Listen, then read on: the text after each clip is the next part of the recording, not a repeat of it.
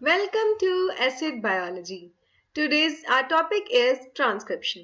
ठीक है, तो अगर हम ट्रांसक्रिप्शन की बात करें बच्चों, ट्रांसक्रिप्शन क्या है? It is the first step of gene expression. Gene expression का मतलब क्या है? जो डीएनए के पास जीन की फॉर्म में कोई इंफॉर्मेशन होती है, जब जीन उससे क्या करता है, प्रोटीन बना के, ठीक है, प्रोटीन और इंजाइम बना के उसका फिनोटिपिक इफेक्ट शो करता है किसी ऑर्गेनिज्म में, that is known as the gene expression. तो जीन से प्रोटीन बनाने के लिए सबसे पहले हमको क्या करना पड़ता है?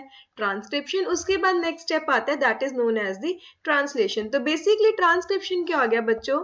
इस केस में क्या होता है, जो डीएनए सीक्वेंस है जीन का, that is copied into the RNA, और उसको हम क्या बोलते हैं? ट्रांसक्रिप्शन. जैसे यहाँ पे देखो, this is a double stranded DNA. ठीक है, इसमें दो स्ट्रैंड्स हैं. उसमें से क्या हो रहा है, ये जो डीएनए का स्ट्रैंड है, इसमें से ये क्या बन रहा है, that is known as the RNA. फिर ये जो आरएनए बनेगा, इससे हमारे पास क्या बन जाती है, पॉलीपेप्टाइड या फिर प्रोटीन. इसको हम क्या बोलते हैं? Gene expression. तो पहले क्या होगी जीन एक्सप्रेशन के लिए? ट्रांसक्रिप्शन. सेकेंड स्टेप उसमें क्या आ जाएगा? ट्रांसलेशन. तो आज की वीडियो में हम किसके बारे में पढ़ेंगे बच्चों? That is the transcription. ठीक है, लेकिन अब अगर हम बात करें ट्रांसक्रिप्शन की, तो ट्रांसक्रिप्शन होने से पहले यहाँ पे क्या होता है, जो डीएनए का डबल हेलिक्स है, दैट मस्ट अनवाइंड. अनवाइंड का मतलब होता है ओपन अप होना. ठीक है, तो सबसे पहले क्या होगा, यहाँ पे डीएनए जो होगा वो क्या हो जाएगा, open up near the gene that is getting transcribe. ठीक है, जिस जीन की ट्रांसक्रिप्शन होनी होगी, जिससे आरएनए बनना होगा, वहां पे क्या होगा, ये जो DNA that will unwind. The region of open up DNA is called a transcriptional bubble. ठीक है, जैसे यहाँ पे देखो, यहाँ पे क्या था, this is the double stranded DNA. इस वाले रीजन की ट्रांसक्रिप्शन हो रही है ना, यहाँ पे आरएनए बन रहा है, तो यहाँ पे क्या हुआ, ये वाला रीजन ओपन अप हो गया. ओपन अप होने का रीजन क्या होता है कि जो इसके ऊपर ये नाइट्रोजन बेसिस है, इसको रीड कर सके. अगर यहाँ पे हमने अब क्या किया, जब ओपन अप हुआ तो हमें पता चला यहाँ पे क्या था, टी, तो इसके कॉम्प्लीमेंट्री क्या लग गया, ए. यहाँ पे ए था तो इसके कॉम्प्लीमेंट्री क्या लग गया, यू. इसी ओपन अप एरिया को हमने क्या बोला बच्चों, it is known as the transcription bubble. ठीक है, बबल की लाइक लग रहा है ना, तो इसको हम क्या बोल देंगे, it is known as transcription bubble. ठीक है, अब यहाँ पे क्या होगा, transcription uses one of the two expose DNA strands as a template. ठीक है, this strand is called as the template strand. The RNA product is complementary to the template strand and is almost identical to the other DNA strand called non-template or the coding strand. ठीक है, अब यहाँ पे बच्चों एक चीज ध्यान रखनी है, जैसे हमने जब डीएनए रेप्लिकेशन पढ़ी थी, उस टाइम पे भी क्या हुआ था, डीएनए अनवाइंड हुआ था, लेकिन वहां पे क्या था, जो डीएनए के दोनों स्ट्रैंड थे, ठीक है, उन दोनों स्ट्रैंड से ही क्या हो रही थी, वहां पे रेप्लिकेशन हो रही थी. लेकिन जब हम ट्रांसक्रिप्शन पढ़ेंगे, यहाँ पे जो दो एक्सपोज डीएनए स्ट्रैंड्स हैं, सिर्फ उनमें से एक सिंगल स्ट्रैंड ही होगा जो एज अ टेम्पलेट एक्ट करता है. टेम्पलेट का मतलब क्या होता है, जिसको रीड कर करके उसके कॉम्प्लीमेंट्री हम नाइट्रोजन बेसिस लगाएंगे. तो यहाँ पे दो डीएनए स्ट्रैंड्स ओपन हुए, लेकिन दोनों में से सिर्फ ये वाला स्ट्रैंड है जिसके कॉम्प्लीमेंट्री हम क्या बना रहे हैं बच्चों, आरएनए. इसको एज अ टेम्पलेट यूज किया जा रहा है, तो इस स्ट्रैंड को हम क्या बोलेंगे, this is known as the template strand. ठीक है, इससे कुछ भी नहीं बन रहा, तो इसको हम क्या बोल देंगे, नॉन टेम्पलेट स्ट्रैंड. ठीक है, डीएनए के पास दो स्ट्रैंड्स हैं, लेकिन उनमें से सिर्फ एक सिंगल स्ट्रैंड होगा जिसको रीड करके वहां पे आरएनए बनेगा, जिसको टेम्पलेट की तरह यूज किया जाता है, that is known as the template strand. ठीक है, और दूसरे वाले स्ट्रैंड को बच्चों हम क्या बोल देंगे, that is known as the non template strand. और यहाँ पे क्या होगा, अब ओपन अप हो गया, तो इसकी कॉम्प्लीमेंट्री क्या लग जाएंगे, नाइट्रोजन बेसिस. बस यहाँ पे फर्क क्या याद रखना है, टी की जगह यहाँ पे क्या लगता है, you, in case of RNA. ठीक है, जैसे हम डीएनए में देखते हैं ना, ए पेयर्स विद टी, जब आरएनए होगा तो वहां पे क्या होगा, ए पेयर्स विद यू. ठीक है, however there is one important difference in the newly made RNA. all of the T nucleotides are replaced with U nucleotides. ठीक है, एक चीज और याद रखना बच्चों, यहाँ पे देखो, हमने बोला दो स्ट्रैंड्स हैं डीएनए के, एक को हमने बोला template strand, second is known as the non template strand. ये जो नॉन टेम्पलेट स्ट्रैंड है, इसी को हम क्या बोलते हैं, that is known as the coding strand. Coding strand क्यों बोलते हैं? देखो यहाँ पे जो हमारे पास आरएनए बन रहा है, ठीक है, ये जो टेम्पलेट स्ट्रैंड से आरएनए बन रहा है AUG, इसका जो सीक्वेंस है किससे सिमिलर है? नॉन टेम्पलेट स्ट्रैंड से, ठीक है। इसका जो कोड है वो किससे सिमिलर है? इसी वाले से। देखो ATG ATC, सिर्फ फर्क कहाँ पे? T और U में, क्योंकि आरएनए में T नहीं होता, ठीक है। तो इसको हम क्या बोलते हैं? कोडिंग स्ट्रैंड, ठीक है। चाहे हम जो टेम्पलेट है, जो आरएनए है, वो किससे बना रहे हैं? टेम्पलेट स्ट्रैंड से, लेकिन उसका कोड किससे सिमिलर होता है? नॉन टेम्पलेट स्ट्रैंड से, इसीलिए इसको हम क्या बोलते हैं? Coding strand. इसमें कंफ्यूज नहीं होना है, ठीक है। कोडिंग स्ट्रैंड हम यहाँ पे उसी को बोलेंगे जिससे हम टेम्पलेट नहीं बना रहे, जिससे हम आरएनए नहीं बना रहे। The site on the DNA from which the RNA nucleotide is transcribed is called as the +1 site, ठीक है। जो जैसे मान लो ये हमारे पास डीएनए का स्टैंड है, अगर हम यहाँ से आरएनए बनाना स्टार्ट कर रहे हैं, that is known as the +1 और इनिशिएशन साइट, जहां से आरएनए बनना शुरू होगा। Nucleotides that come before the initiation site are given negative numbers, ठीक है। जैसे हमारे पास नंबर लाइन होती थी ना बच्चों, जैसे ये क्या है 0, अगर इसके हम इस साइड जाएंगे तो क्या आएगा? -1 -2 -3। तो वैसे यहाँ पे क्या है, जो इस +1 के लेफ्ट साइड पे आ रहे हैं, ठीक है, इनिशिएशन साइड से पहले आ रहे हैं, उनको हम क्या देते हैं?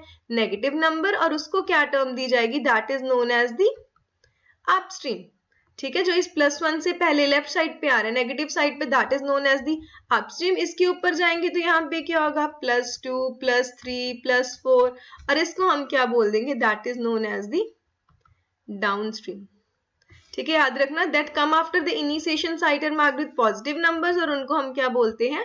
That is the downstream. अब आ जाते हैं हम एंजाइम के ऊपर, ठीक है। जैसे रेप्लिकेशन में तो बहुत सारे एंजाइम्स थी, क्योंकि वो बहुत ज्यादा कॉम्प्लेक्स प्रोसेस था। यहाँ पे जो ट्रांसक्रिप्शन होती है, वहां पे एक ही सिंगल मेजर एंजाइम होता है, that is known as the RNA polymerase, ठीक है। आरएनए पॉलीमरेज क्या है? वो एंजाइम जो क्या करेगी? डीएनए से आरएनए बनाती है, ठीक है, जो डीएनए टू आरएनए कन्वर्ट करेगी, that enzyme is known as RNA polymerase. Using a DNA template, RNA polymerase builds a new RNA molecule through base pairing, ठीक है। ये एंजाइम क्या करेगी?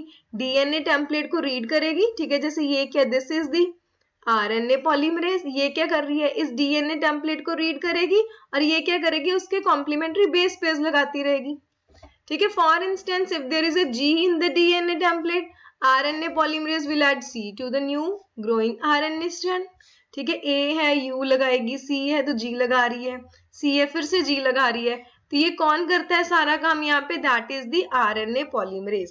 RNA polymerase always builds a new RNA strand in 5' to 3' direction. ये हमने ध्यान रखना है, ठीक है। ये जो डायरेक्शन है ये फिक्स है। रेप्लिकेशन में भी जो डीएनए पॉलीमरेज थी, it was always building in 5' to 3' direction. Similarly यहाँ पे भी जो आरएनए पॉलीमरेज है वो क्या करेगी? 5' to 3' डायरेक्शन में मूव करती है, तो ऑब्वियसली टेम्पलेट डीएनए की पोलैरिटी क्या हो जाएगी? 3' to 5', ठीक है। ये कैसे मूव करेगी? 3' to 5', और आरएनए पॉलीमरेज कैसे जाएगा हमारा? 5' to 3'। वो हमेशा न्यू न्यूक्लियोटाइड 3' OH एंड पे ही ऐड होगा, चाहे डीएनए पॉलीमरेज है चाहे आरएनए पॉलीमरेज है, उसको हमेशा कौन सा एंड फ्री चाहिए? That is the 3' end, that is it can add RNA nucleotides to the 3' end of the strand, ठीक है। तो आरएनए पॉलीमरेज कैसे मूव कर रहा है? 5' to 3', तो हमारा टेम्पलेट डीएनए कैसा हो जाएगा? 3' to 5'। RNA polymerase is in bacteria, ठीक है। बैक्टीरिया के अंदर सिर्फ एक सिंगल आरएनए पॉलीमरेज होता है जो सारे के सारे आरएनए को बनाता है, ठीक है। 3 तरह के आरएनए मिलते हैं बच्चों, 1 is mRNA, second is tRNA and third is rRNA, ठीक है। ये तीनों तरह के आरएनए के लिए क्या होता है? वहां पे there is a single RNA polymerase in bacteria, ठीक है। यहाँ पे देखो ये क्या है? This is the RNA polymerase, इसको हम बोलते हैं कोर एंजाइम। जब इनिशिएशन होगी वहां पे एक सिग्मा फैक्टर आता है, ठीक है। This is the sigma factor. ये सिग्मा फैक्टर आके क्या करेगा? इसके साथ बाइंड कर जाएगा, तो इसको हम क्या बोलते हैं? It is known as the holoenzyme, ठीक है। कोर एंजाइम में जो है उसमें सिग्मा फैक्टर मिसिंग होगा। आरएनए पॉलीमरेज में जैसे ही उसके साथ यहाँ पे आके सिग्मा फैक्टर लगता है, उसको हम क्या बोल देते हैं? Holo enzyme. अगर हम यूकैरियोट्स की बात करें तो वहां पे 3 तरह के आरएनए पॉलीमरेज मिलते हैं, आरएनए पॉलीमरेज 1, 2 एंड 3। ठीक है, प्रोकैरियोट्स में सिंगल आरएनए पॉलीमरेज तीनों आरएनए को बना रहा था, यहाँ पे 3 डिफरेंट आरएनए पॉलीमरेज है। ठीक है, 1 क्या बनाता है बच्चों यहाँ पे आरएनए, ठीक है, राइबोसोमल आरएनए। सेकंड क्या बनाएगा mRNA and small nuclear RNA, और थर्ड क्या बनाता है यहाँ पे tRNA and small ribosomal rRNA। ठीक है, RMT, तीन तरह के आरएनए के लिए यहाँ पे 3 तरह की डिफरेंट आरएनए पॉलीमरेज देखने को मिलेंगे। Next is the transcriptional unit. Transcriptional unit क्या होती है बच्चों, यहाँ पे उसमें 3 रीजन्स होते हैं जिसमें ट्रांसक्रिप्शन होगी। First is the promoter site. ठीक है, प्रमोटर साइट कहाँ पे प्रेजेंट है, ये हमारी जो स्ट्रक्चरल जीन है उसके अपस्ट्रीम। हमने 2 टर्म्स पढ़ी थी ना, one is the upstream and second is the downstream. Promoter region क्या होता है, जहां पे जाके आरएनए पॉलीमरेज बाइंड करेगी, इसको रिकॉग्नाइज किया जाता है। ठीक है, जैसे हमने रेप्लिकेशन में पढ़ा था, there is a particular site called as ORI, जहां से क्या होगी रेप्लिकेशन स्टार्ट होगी। सिमिलरली वो ORI क्या कर रहा था, डीएनए पॉलीमरेज को रिकॉग्नाइज करने में हेल्प कर रहा था। प्रमोटर का काम भी क्या है, ठीक है, जो रिकॉग्नाइज करने में हेल्प करेगा, आरएनए पॉलीमरेज इसको रिकॉग्नाइज करेगा। Second is structural gene. Structural gene क्या है बेसिकली, जिससे आरएनए बनेगा। एंड लास्ट इज टर्मिनेटर, जो क्या है एज अ स्टॉप सिग्नल काम करते हैं। ठीक है, this is a stop signal की यहाँ पे रुक जाना है। तो ये तीनों कंपोनेंट्स मिलके क्या बना रहे हैं, transcription unit. So next is stages of transcription. ठीक है, जो ट्रांसक्रिप्शन है 3 स्टेजेस में होते हैं। First is initiation, elongation and termination. ठीक है, इनिशिएशन में स्टार्ट होगा, इलोंगेशन में हमारी mRNA की चेन इलोंगेट होगी, और टर्मिनेशन में क्या होगा, जाके वहां पे कंप्लीटली वो रुक जाएगा। So the first stage is the initiation. To begin transcribing a gene, RNA polymerase binds to the DNA of gene at a region called as the promoter। ठीक है, जो अभी हमने ट्रांसक्रिप्शन यूनिट में बात की, जब ट्रांसक्रिप्शन स्टार्ट होनी होगी तो आरएनए पॉलीमरेज क्या करता है, एक पर्टिकुलर रीजन पे जाके बाइंड करता है, that is known as the promoter. Basically जो प्रमोटर है उसको क्या बताता है कि तुमने कहाँ पे बैठना है या फिर कहाँ पे जाके अटैच होना है। ठीक है, प्रमोटर का काम सिर्फ कितना है, जो आरएनए पॉलीमरेज ट्रांसक्रिप्शन करने आएगा ये उसको बताएगा कि तुमने कहाँ पे बैठना है। ठीक है, कि वहां पे जाके बैठो और वहां से ट्रांसक्राइबिंग अपनी स्टार्ट करो। Each gene or a group of co-transcribed genes in bacteria has its own promoter। ठीक है, हर जीन का अपना प्रमोटर होगा। ठीक है, को ट्रांसक्राइब जीन्स क्या होते हैं बच्चों, अगर हम बैक्टीरिया की बात करते हैं, ठीक है, बैक्टीरिया में जब ट्रांसक्रिप्शन होती है तो वहां पे मल्टीपल जीन्स, एक ही आरएनए में बहुत सारी जीन्स की ट्रांसक्रिप्शन हो जाती है, तो उसको हम क्या बोल देते हैं, it is known as polycistronic. ठीक है, को ट्रांसक्राइब का मतलब ये इकट्ठे जो जीन्स हैं, काफी सारी जीन्स इकट्ठे ही ट्रांसक्राइब हो जाती हैं, तो वहां पे हम टर्म क्या यूज करेंगे, पॉलीसिस्ट्रॉनिक। लेकिन अगर हम यूकैरियोट्स की बात करते हैं, ठीक है, अगर हम यूकैरियोट्स की बात करते हैं, यूकैरियोट्स में क्या होता है, सिर्फ एट ए टाइम एक ही जीन ट्रांसक्राइब होगी, तो they are known as monocistronic. ठीक है, बैक्टीरिया पॉलीसिस्ट्रॉनिक है क्योंकि वहां पे काफी सारे जीन्स इकट्ठे ट्रांसक्राइब होंगी, और अगर यूकैरियोट्स की बात करें तो यूकैरियोट्स क्या है, they are known as the monocistronic, और हर जीन का वहां पे क्या होता है, अपना अलग प्रमोटर होता है। A promoter contains DNA sequences that let RNA polymerase attach to the DNA. ठीक है, प्रमोटर का काम क्या है, वो आरएनए पॉलीमरेज को अटैच करने में हेल्प करेगा, उसको बताएगा कि यहाँ पे आके बैठो, यहाँ पे आके अटैच हो। Once bound, RNA polymerase separates the DNA strands, providing the single stranded template needed for transcription।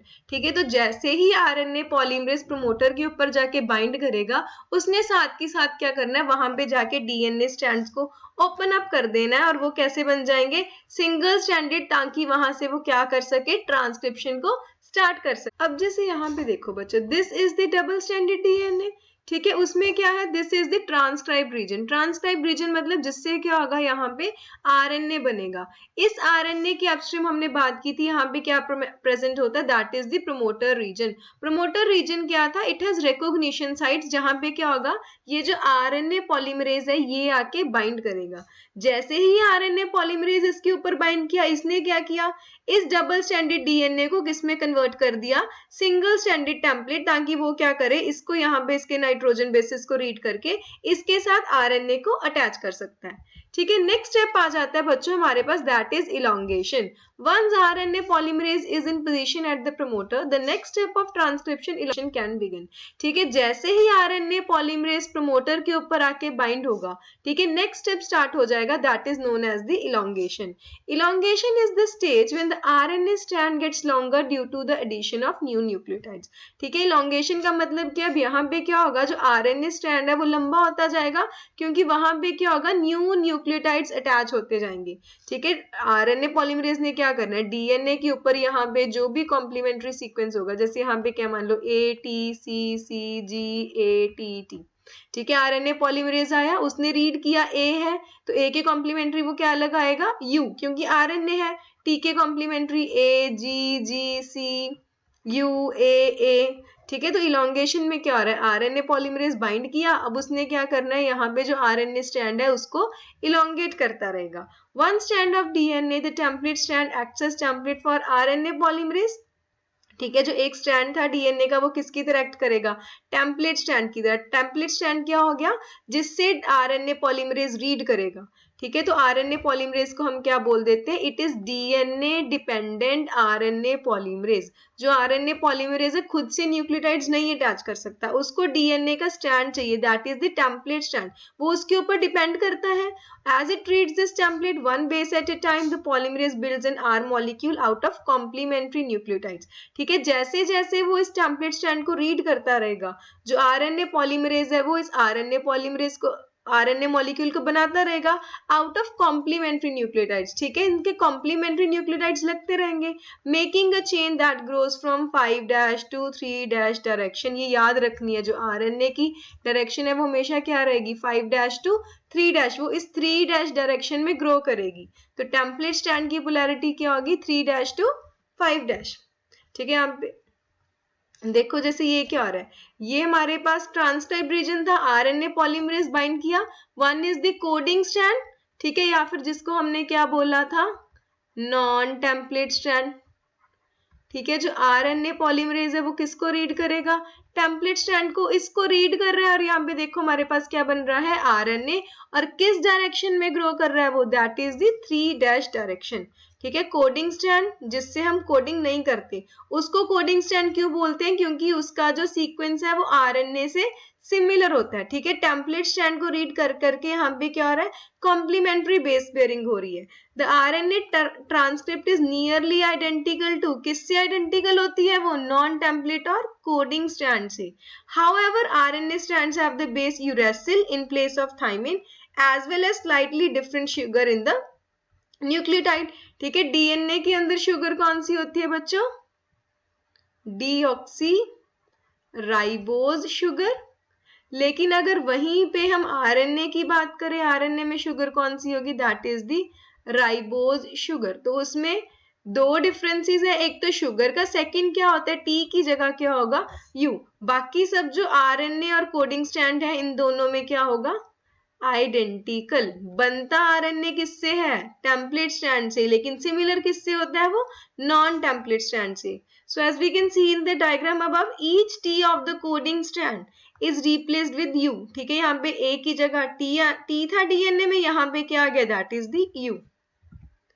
Last step आ जाएगा टर्मिनेशन। इनिशिएशन हुई, आरएनए पॉलीमरेज ने आरएनए को इलोंगेट भी कर दिया। अब अल्टीमेटली क्या होगा, जैसे ही उसको सिग्नल मिलेगा स्टॉप का, वो क्या कर देगा, terminate. The process of ending transcription is called as termination, and it happens once the polymerase transcribes the sequence of DNA known as terminator. जैसे ही वो उसके थर्ड वाले यूनिट पे आता है, that is known as the terminator, वैसे ही उसको क्या होगा, स्टॉप का सिग्नल मिल जाएगा और वहीं पे क्या हो जाएगी बच्चों, हमारी टर्मिनेशन कंप्लीट हो जाएगी। The RNA contains a binding site for a protein called rho factor. ठीक है, देखना यहाँ पे याद रखो, जो बैक्टीरिया है उसमें जो आरएनए पॉलीमरेज एक सिंगल एंजाइम है जो पूरे के पूरे आरएनए की ट्रांसक्रिप्शन कर रही है। बस उसको क्या चाहिए था, इनिशिएशन के लिए एक सिग्मा फैक्टर चाहिए था, और वैसे ही टर्मिनेशन के लिए उसको यहाँ पे क्या चाहिए, रो फैक्टर। ठीक है, रो फैक्टर को हम कुछ ऐसे भी डिनोट करते हैं, rho factor binds to this sequence and starts climbing up the transcript towards RNA polymerase. ठीक है, ये जो आरएनए बन रहा है इसमें एक बाइंडिंग साइट होती है, रो बाइंडिंग साइट। तो उस पे क्या हुआ, ये जो रो फैक्टर था आके बाइंड कर गया। जैसे ही इसके ऊपर बाइंड किया, वो क्या करेगा, यहाँ से क्लाइंब करना शुरू कर देगा।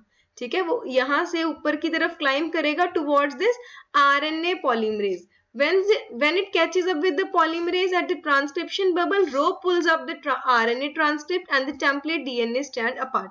जैसे ही अब ये देखो रो फैक्टर यहाँ पे पहुंचेगा आरएनए पॉलीमरेज के पास, उसने क्या करना है, इस आरएनए को यहाँ से रिमूव कर देगा और ये जो डीएनए स्टैंड्स है इनको अलग कर देगा। मतलब ये इसके साथ अटैच है ना, आरएनए और डीएनए, इसको सेपरेट कर देगा, releasing the RNA molecule and ending transcription. उसी के साथ वहां पे क्या हो जाएगी बच्चों, ट्रांसक्रिप्शन जो है खत्म हो जाएगी। तो इनिशिएशन में हेल्प किसने की, ठीक है, सिग्मा फैक्टर। याद रखना है, sigma factor helps in initiation, लेकिन जो रो फैक्टर है वो किस में हेल्प कर रहा है, that is the termination. Although जो सारा का सारा प्रोसेस है वो कौन कर रहा है, आरएनए पॉलीमरेज। ठीक है, मेनली इलॉन्गेशन में आरएनए पॉलीमरेज है, इनिशिएशन में सिग्मा फैक्टर हेल्प करेगा, रो फैक्टर किस में हेल्प करता है, इन द टर्मिनेशन। ठीक है, next is what happens to the RNA transcript. अब जब टर्मिनेशन होगी या ये जो आरएनए का ट्रांसक्रिप्ट बना इसका क्या होगा, after termination transcription is finished, an RNA transcript that is ready to be used in translation is called mRNA। ठीक है, जब ये RNA ट्रांसक्रिप्ट रेडी होती है ट्रांसलेशन के लिए, मतलब अब इससे हम प्रोटीन बना सकते हैं, उसको हम क्या बोलते हैं, mRNA। In bacteria, RNA transcripts are ready to be translated right after transcription।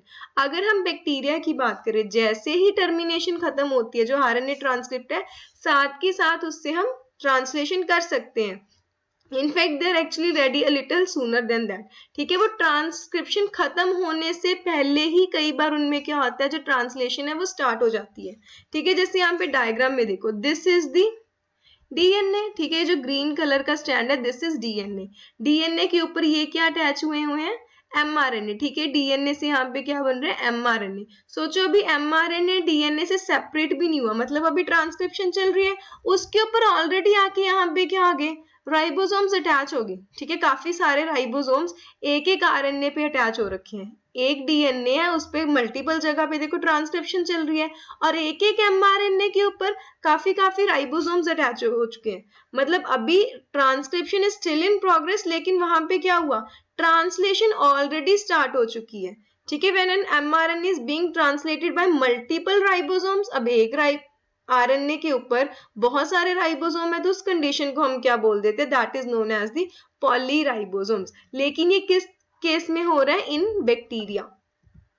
ठीक है, वहां पे ऐसा क्यों हो सकता है, one reason is that these processes occur in same 5' to 3' direction. ठीक है, जो ट्रांसक्रिप्शन है उसकी डायरेक्शन भी यही है, ट्रांसलेशन है उसकी डायरेक्शन भी यही है। तो इसीलिए बैक्टीरिया के अंदर क्या होता है, जो ट्रांसलेशन एंड ट्रांसक्रिप्शन है वो साइमल्टेनियसली हो सकते हैं। That means one can follow or chase another that still occurring.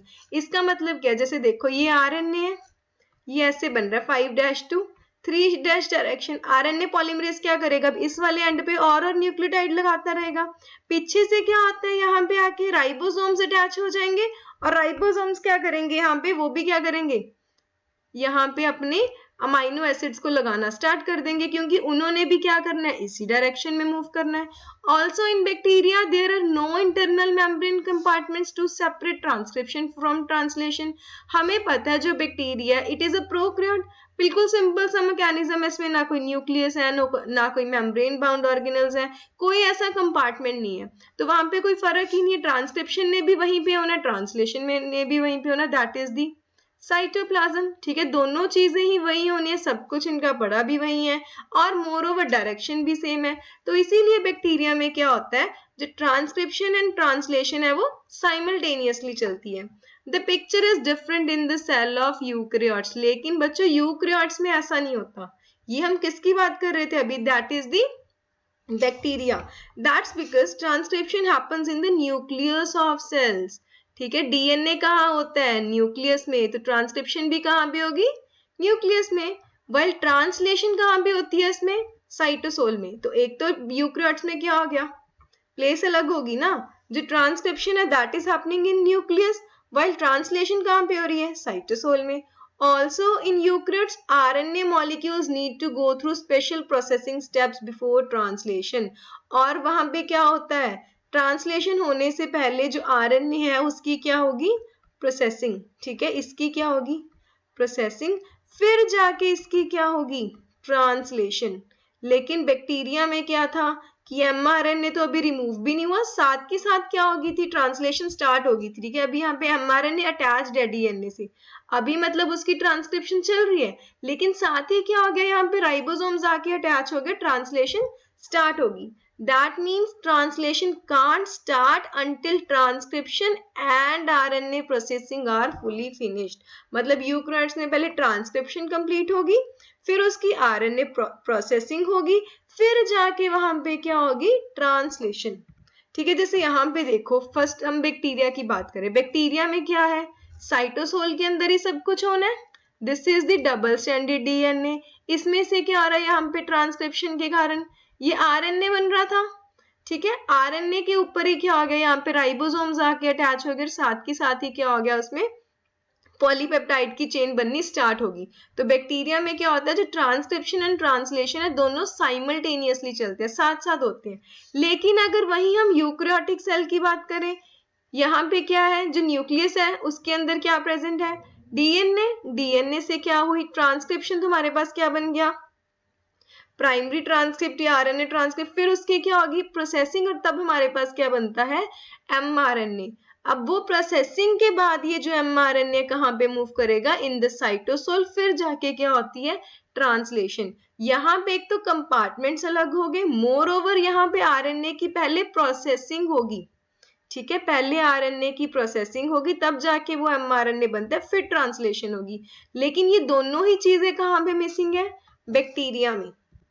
ठीक है, अब हम बात करते हैं कि यूकैरियोटिक के अंदर क्या क्या मॉडिफिकेशंस आते हैं या फिर क्या प्रोसेसिंग होती है। ठीक है, प्रोसेसिंग के अंदर क्या ऐसा करते हैं हम उसमें। In eukaryotes the transcript of a protein coding gene is called pre mRNA और एचएनआरएनए। ठीक है, जब ट्रांसक्रिप्शन के बाद जो हमारे पास ट्रांसक्रिप्ट बनता है उसको इनिशियली हम क्या बोलते हैं, प्री एमआरएनए और एचएनआरएनए। ठीक है, एचएनआरएनए बच्चों क्या होता है, it is known as the heterogeneous nuclear RNA. ठीक है, एचएनआरएनए की फुल फॉर्म याद रखना, एचएनआरएनए क्या हो गया, it is the heterogeneous nuclear RNA. Heterogeneous nuclear RNA क्या है, जो पहला ट्रांसक्रिप्ट बनता है and must go through extra processing before it can direct translation. ठीक है, प्रोसेसिंग से पहले जो आरएनए बनता है उसको हम बोलते हैं एचएनआरएनए, उसके बाद उसकी प्रोसेसिंग होगी, फिर जाके उसकी क्या होगी, translation. Eukaryotic pre-mRNAs must have their ends modified by addition of a 5' cap at the beginning. ठीक है, जो प्री mRNA है उसमें क्या क्या होगा, उनके एंड्स मॉडिफाई करेंगे। 5' एंड पे क्या लगता है, कैप बिगनिंग पे, और पीछे क्या लगता है एंड पे, 3' पॉली ए टेल। ठीक है, दोनों एंड्स मॉडिफाई कर रहे हैं, वहां पे एक तो कैपिंग होगी। ठीक है, 5' एंड पे क्या होगी, कैपिंग, और 3' एंड पे क्या होती है, that is known as the tailing. Many eukaryotic pre-mRNAs undergo splicing. ठीक है, एंड्स तो मॉडिफाई हो ही रहे हैं, उसके साथ साथ वहां पे क्या होता है, स्प्लाइसिंग। स्प्लाइसिंग के केस में क्या होता है, उनके जो इंट्रॉन्स हैं उनको हम रिमूव करेंगे, और जो रिमेनिंग पीसेज हैं that are known as exons, उनको वापस से क्या कर देते हैं, पेस्ट। तो मेनली 3 चीजें हो रही हैं, capping, telling and third is the splicing. ठीक है, प्रोसेसिंग में एक हमारे पास 5' एंड पे कैपिंग होगी, 3' एंड पे टेलिंग होगी, और थर्ड क्या होता है बच्चों, that is the splicing. Now next is 5' cap and poly A tail. ठीक है, both ends of a pre-mRNA are modified by the addition of a chemical groups. ठीक है, जो दोनों एंड्स हैं pre-mRNA के 5' एंड 3' एंड दोनों को ही मॉडिफाई करते हैं। The group at the beginning 5' and is called a cap while the group at the end 3' end is called tail। ठीक है, जो आगे आ रहा है 5' end पे उसको हम क्या बोलते हैं, कैप, और जो 3' end पे आता है उसको हम क्या बोलते हैं, that is the tail. Both the cap and the tail protect the transcript and help it get exported from the nucleus and translated on the ribosomes found in the cytosol। ठीक है, जो 5' end पे बच्चों हम capping कर रहे हैं और जो 3' end पे टेलिंग कर रहे हैं। ठीक है, 5' end पे कैप लगेगी और पीछे वाली तरफ टेल लगेगी। उन दोनों का पर्पस क्या होता है कि जब उसको न्यूक्लियस से, ठीक है, अभी हमने देखा था ना, जब आरएनए बना कहाँ बना, न्यूक्लियस में, और ट्रांसलेशन कहाँ पे होनी है, इन दी साइटोप्लाज्म। तो उसका काम क्या है कि जब आरएनए को न्यूक्लियस से साइटोप्लाज्म में ट्रांसपोर्ट किया जाएगा वो उसको प्रोटेक्ट करके रखता है। ठीक है, उसको जो डिग्रेडिंग एंजाइम्स होती है वो डिग्रेड नहीं करते हैं और उसको ट्रांसलेशन में हेल्प करेंगे। The 5' cap is added to the first nucleotide in the transcript. ठीक है, जो सबसे पहला न्यूक्लियोटाइड होगा 5' एन की तरफ, वहां पे क्या होगा, 5' कैप ऐड होगी। कैप क्या है, बेसिकली एक अनयूजुअल सा न्यूक्लियोटाइड है, that is methyl guanosine triphosphate. ठीक है, जो हमारे पास जी होता है ना, ग्वानोसिन, उसको मॉडिफाई किया गया, उसके अंदर मिथाइल को ग्रुप को लगाया गया और वो क्या है, triphosphate, and it protects the transcript from being broken down. ठीक है, वो क्या करता है, ट्रांसक्रिप्ट को डिग्रेड होने से, उसका ब्रेक डाउन होने से उसको बचाता है। It also helps the ribosome attach to the mRNA and start reading it to make a protein. ठीक है, जब ट्रांसलेशन होनी होगी mRNA के ऊपर, ये mRNA, उसके ऊपर जो राइबोसोम ने लगना है उसकी अटैचमेंट में भी हेल्प करता है, उसको बताता है कि 5' एंड ये है और कहाँ पे अटैच होना है।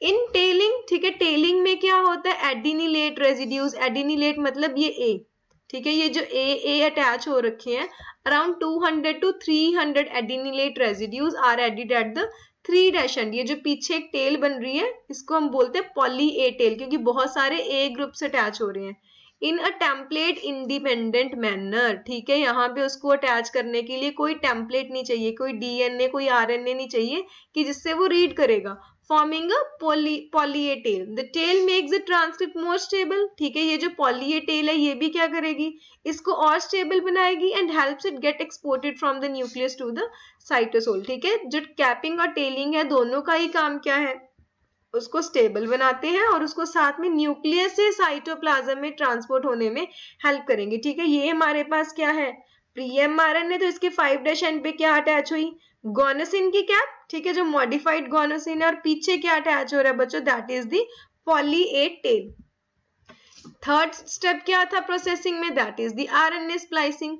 ठीक है, the third big processing event that happens is RNA splicing. In RNA splicing, specific parts of pre-mRNA called introns are recognized and removed by a complex called spliceosome. ठीक है, splicing में एक complex काम करता है, एक enzyme काम करती है, that is known as spliceosome. ये spliceosome क्या करता है, कुछ specific parts होते हैं RNA में जिनको हम क्या बोलते हैं, introns। ये क्या करेगा, उन इंट्रॉन्स को रिकॉग्नाइज करके वहां से क्या कर देगा, उनको रिमूव कर देता है। Introns can be viewed as junk sequences. ठीक है, ये एक फालतू के एक्स्ट्रा जंक सीक्वेंस होते हैं जो किसी चीज को कोड नहीं कर रहे, इनका कोई काम नहीं है प्रोटीन बनाने में, that must be cut out so the coding sequence of RNA molecule can be assembled. ठीक है, स्प्लाइसोसोम ने क्या किया, इन जंक सीक्वेंसेस को, जिनको हम क्या बोल रहे हैं, इंट्रॉन्स, ठीक है, इंट्रॉन्स आर रिमूव्ड, इनको रिमूव किया, रिमूव करके क्या करते हैं, जो हमारे कोडिंग सीक्वेंसेस होते हैं जिनको हम क्या बोलते हैं, एक्सॉन्स, ठीक है, उनको अटैच करते हैं। इंट्रॉन्स को रिमूव कर दिया, एक्सॉन्स को क्या करते हैं, वो अटैच करते हैं। The pieces of the RNA that are not chopped, ठीक है, जिनको रिमूव नहीं किया उनको हमने क्या बोला, एक्सॉन्स। द कोडिंग सीक्वेंसेस और express sequences are called as exons. ठीक है, जो कोडिंग करते हैं एक्चुअल में, जो प्रोटीन बनाने में हेल्प करेंगे या फिर जिनको एक्सप्रेस किया जाएगा, they are known as exons. The exons are pasted together by the spliceosome to make the final mature mRNA that is shipped out of the nucleus. ठीक है, स्प्लाइसोसोम ने कटिंग की थी ना, कटिंग करके क्या किया, इंट्रॉन्स को रिमूव कर दिया और उसके बाद ये जो एक्सॉन्स बचे थे, एक्सॉन्स क्या थे, कोडिंग सीक्वेंसेस। ठीक है, इन सबको इकट्ठे पेस्ट कर देगा ताकि हमारे पास जो फाइनल मेच्योर mRNA वो बन सके। ठीक है, जैसे यहाँ पे देखो, ये हमारे पास क्या है, प्री mRNA, इसके 5' एंड पे क्या लगी, कैप, 3' एंड पे क्या बना था, पॉली ए टेल। अब इसमें ये जो सीक्वेंसेस हैं, these are known as exons, और ये क्या है, इंट्रॉन्स। तो स्प्लाइजोसोम आया, उसने क्या किया, इन इंट्रॉन्स की स्प्लाइजिंग कर दी। स्प्लाइजिंग मतलब इनको रिमूव कर दिया। रिमूव करने के बाद क्या होगा, ये जो हमारे पास एक्सॉन्स हैं इनको हम अल्टीमेटली पेस्ट कर देंगे और हमारे पास क्या बन जाएगा, मैच्योर mRNA। ठीक है, मैच्योर mRNA से सबसे पहले हमारे पास जो प्राइमरी ट्रांसक्रिप्ट बनी थी इन केस ऑफ यूक्रियोट्स, ठीक है, यूक्रियोट्स में बोल रहे हैं हम, उसको क्या बोलते हैं, hnRNA। आफ्टर प्रोसेसिंग hnRNA क्या बनता है, mRNA। लेकिन बैक्टीरिया में डायरेक्टली ही क्या बनता है, mRNA, क्योंकि उनमें ये इंट्रॉन्स नहीं प्रेजेंट होते। क्लियर है, ठीक है, यहाँ पे देखो, दिस इज दी hnRNA, ठीक है, इसको हम क्या बोल रहे हैं, hnRNA। ये इसका 5' एंड और ये इसका 3' एंड है। तो यहाँ पे क्या हो रहा है, जो 5' एंड है यहाँ पे क्या हुआ, मिथाइल, ठीक है, this is the methyl group, this is triphosphate, ठीक है। तो एक अनयूजुअल सा न्यूक्लियोटाइड लगा जिसका नाम क्या था, मिथाइल गुआनोसिन ट्राइफॉस्फेट। कहाँ पे लगा, 5' एंड पे, जिसको हमने बोला है कैपिंग। और एंड पे क्या लगा है, काफी सारे न्यूक्लियोटाइड्स, तो उसको हमने क्या बोला, पॉली एडिनिलाइजेशन या फिर पॉली ए टेल। ठीक है, और यहाँ पे क्या हुआ, जो इसका ये वाला पार्ट था, इसमें से ये जो इंट्रॉन्स थे हमने इनको क्या कर दिया, रिमूव। और देखो ये जो 3 एक्सॉन्स थे अल्टीमेटली ये यहाँ पे क्या हो गए, अटैच। और इसको हम अब कंप्लीट को क्या बोलते हैं, मैच्योर mRNA। क्लियर है, आई होप आप सबको आज का टॉपिक समझ आया होगा। चलिए फिर मिलते हैं नेक्स्ट वीडियो में, टिल देन कीप लर्निंग।